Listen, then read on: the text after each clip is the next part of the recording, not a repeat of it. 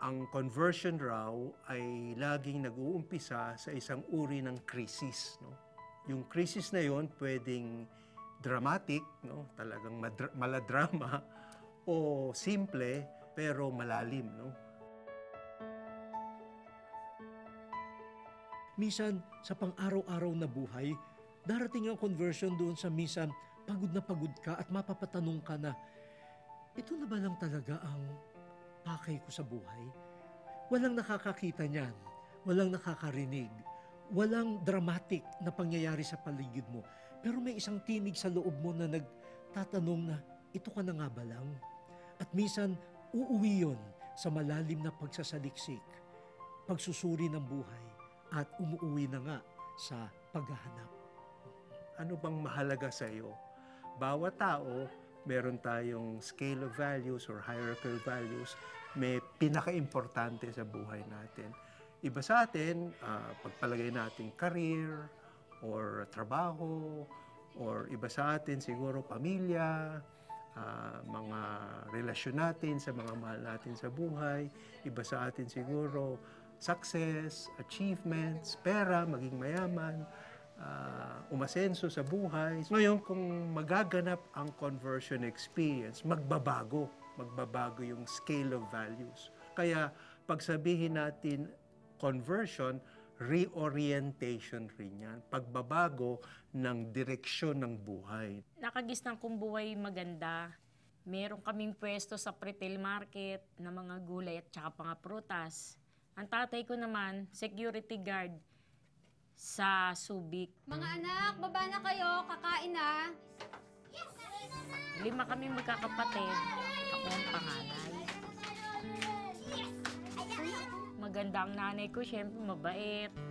Tsaka pagka nagkakasakit kami, talagang alaga niya kami. Ma? Kain ng kain, ha? Sarap na? Ma? Oh, Mukhang masama Hindi pa pa ng pakiramdam ko. kanin. bakit? Mukhang nalagnatin ako. Baka naman nasobrahan ka ng pagod. Hindi ko alam. Hindi ko alam. Saglit lang, ha? Ikukuha kita ng sopas para makakain ka. Mabuti pa. Nung 12 taon na ako, natatandaan ko, yung nanay ko, nakunan. Tapos, madaling araw, nanay ko giniginaw na. Pala, nagtataas na yung lagnat niya kasi na-infection yung ano niya. May nagsabi na maligo daw na may gas. Eh, bagong raspa nanay ko noon. Tapos, binantayan ko siya sa ospital noon. Ida, Sabi niya sa akin, Lunida, yung mga kapatid mo, alagaan maigi. opo, Nay. Hindi rin nagtagal, namatay din ang nanay ko.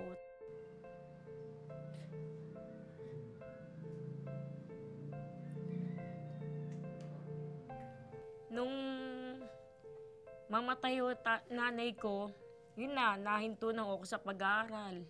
Kasi yung kapatid ko, magpipitong taon pa lang kasi yung bunso. Tapos, ang tatay ko nga nadidistino sa Subic. Wala naman din kasing may iwan sa amin, walang mag-aalaga. Kaya ako na yung nag-ano na mag-aalaga ng mga kapatid ko. Pinasan mo na kita. Bago ka matulog, ha?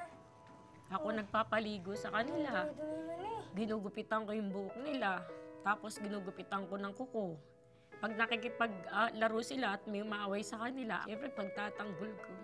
Hindi na nga ako nakapagpatuloy ng pag-aaral kasi gusto kong matignan yung mga kapatid ko.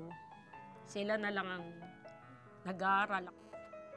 Marita, ha? Huwag ka na maglilikot. Inayos na kita. Tapos nung 14 anyos ako, naiisip ko na parang nakakapagod na rin pala. Na halos hindi ko na naintindi rin yung sarili ko, parang mga kapatid ko na lang. Parang isa na rin yun, kaya ako nakapag-asawa ng maaga. Parang gusto ko na rin takasan yung ng obligasyon ko sa mga kapatid ko. Sumama na rin ako dun sa napangasawa ko. Kain na tayo. Lagay mo na dyan pagkain. Sige po. Nay. Mabait naman yung Magandang gabi ho. napangasawa ko kahit naman papano. Pag kumikita siya binibigyan niya naman ako. Nay. Tapos binibigyan niya rin nanay niya kasi nakasama kami sa bahay, nakapisang kami. Kaya lang, di ko alam na meron siyang bisyo na nagdadrag siya, ganun. Iinom siya ng bawal na gamot.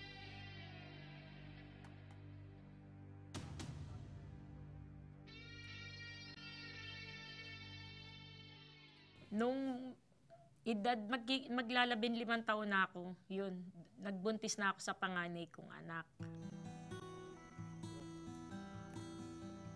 Buntis ako noon sa panganay ko. Malaki na, halos kabuuan ako na siguro. May nagsabi sa akin na, puntahan mo sa ganun, nasa ganun beer house. Una, akala ko hindi totoo. Tapos hinahanap ko siya doon sa beer house. Una, ayaw akong papasukin nung bantay. Kasi nga bawal nga raw yung babae, lalo na yung asawa, bawal. Nung lumabas yung asawa ko, nilalamok na ako doon, tagal. Nung makita ko nakaakbay yung babae sa kanya, halos nagyayapusan sa kalsada, yun, sinubod ko. Tinawag ko pa yung pangalan niya, tapos sinabihan ko, walang niya ka, pag bigla akong sinaksak, nasanggan yung asawa ko, uminubigil. Tapos yung babae, hinablot ko yung buhok niya, gano'n, walang niya ka, may asawa ko yung ginaganon ko, nungudnud ko yung mukha, nagpapangabot kami. Pero sinasaktan niya rin ako, pero naiilag ko yung tiyan ko, tapos naawat kami. Hindi ako sinaktan ng asawa ko, pero nauna siya umuwi. Nanganak ako, June 5 yun. Tuwan-tuwa asawa ko noon. Tapos nagbago naman siya. Pinakikita niya naman yung pagbabago niya, maaga siyang uwi, lahat ng pera niya binibigay niya na sa akin. Siguro, mag-1 taon na yung anak ko nung sinaktan ako ng asawa ko. Nasaktan niya ako, matinding away ang nangyari sa amin noon. Tapos, umuwi uli ako sa tatay ko. Dala-dala ko yung anak ko, sa doon na ako na malagi sa tatay ko. Tapos, yung asawa ko, hindi na kami pinupuntahan.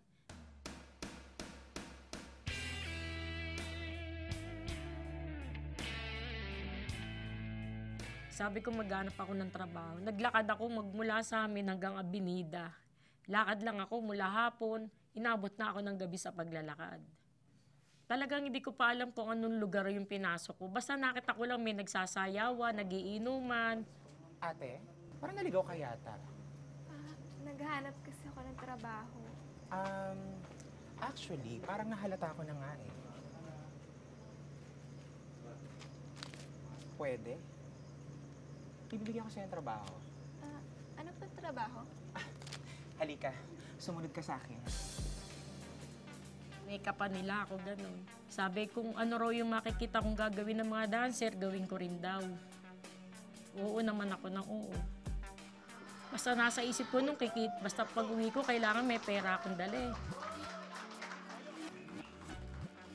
Noon, isang beer, hindi ko pa naubos, nalasing ako. Tapos nung mga ilang araw, laging gano'n, nakaisa, 2 pa lang ako. Sa magdamag, nakakadalawa lang ako kasi nga mapait eh. Napapaitan ako. Nung may nagturo sa akin na kapwa ko dancer na, ito, inumin mo to para maging makapal ang mukha mo, para maging malakas ka uminom ng beer.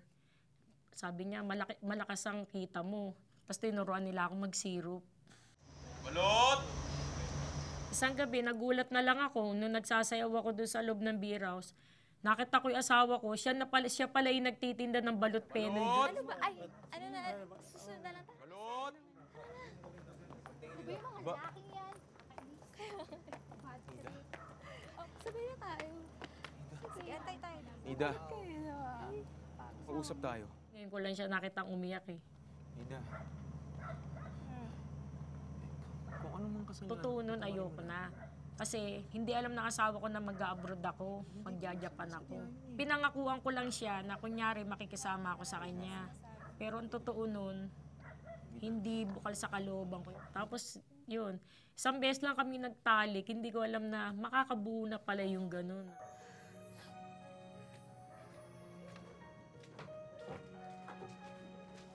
Oh, Nida anak, nandiyan ka na pala. Kumusta yung practice? May petsa na ba alis nyo papuntang Japan? Mabuti nakasama ka dyan. Ano mo, tingin ko yan na magpapabago ng buhay natin eh. Tay, hindi po ako matutuloy sa Japan. Ha? Bakit? Tinanggal po ako sa grupo. Kasi Kasi buntis po ako.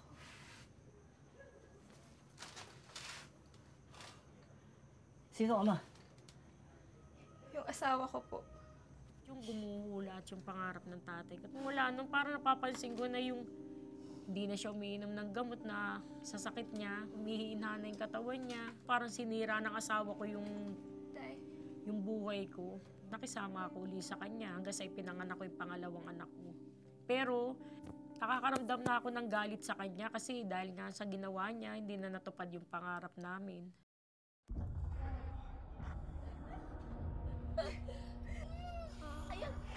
Nung naipanganak ko na yung pangalawang anak ko, naloko na ako sa bisyo. Parang nawalan ng direksyon na rin yung buhay ko. Natuto na ako magbarka-barkada. Minsan na ano na yung pagdodroga ko. Kahit na minsan umiyak yung anak ko, halos hindi ko na pinapansin eh.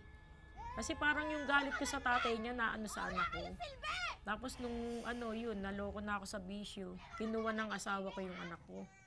Ang buong akala ko yung anak kong panganay nandun pa sa tatay ko. Hindi ko alam na kinuha na ng asawa ko. Di naging dalawang anak ko na yung napunta sa kanya. Tapos, nabalitaan niya na ako nakikipagbarkada, ganun. Hindi ko alam na hinahunting niya kami. Hanggang sa meron siya nakaaway.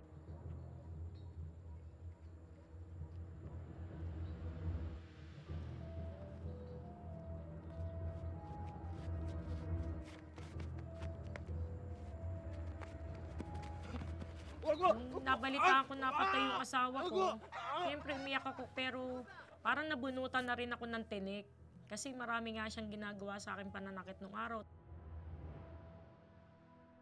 Bumalik uli ako sa pagsasayaw. Kasi kahit siya naman, pwede kang, pagkabata ka, marami kang ma-applyan. Siguro 25 na ako magte-26, gano'n. Nasa 26, 25 ako nung mahinto ako sa pagsasayaw.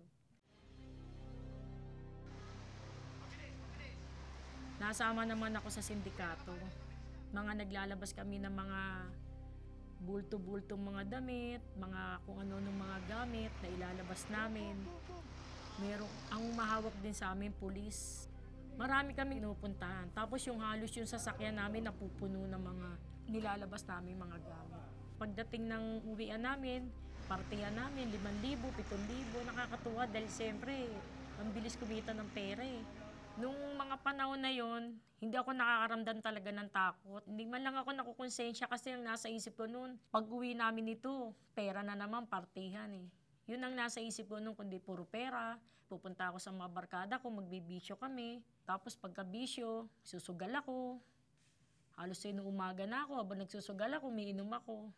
Lumakad ako ng sarili ko dahil akala ko kaya ko na yung... Kasi nakikita ko naman yung ginagawa ng mga kasama ko eh. Nung kasalukuyang kasama pa ako sa sindikato, nakikita ko naman yung ginagawa nila eh. Sa isip-isip ko, kaya ko na to.